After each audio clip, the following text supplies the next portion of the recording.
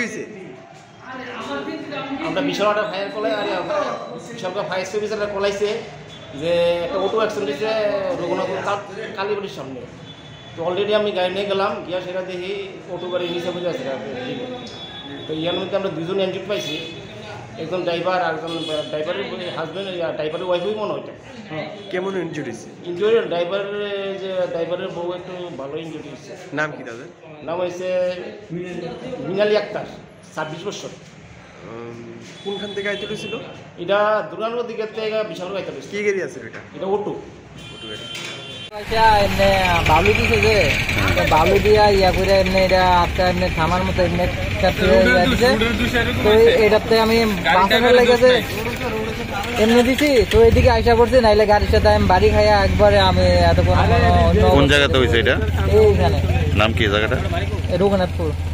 আপনি কই যাইতে আসলেন? আমি বাড়ি যেতেছিলাম। কইতে? আগরতলা থেকে। আর তোর কোন জায়গাতে বাড়ি? পাপানিয়া থেকে। কোন জায়গাতে বাড়ি আপনার? বাড়ি প্রভুরামপুর। কজন আহত হয়েছে এটা? আমরা দুজন। নাম কি আপনারা? আমার নাম সাইফুল আলম আর আমার ওয়াইফ মিনালি আক্তার। মানে ডাক্তার দেয় বাড়িতে যেতে আসলেন?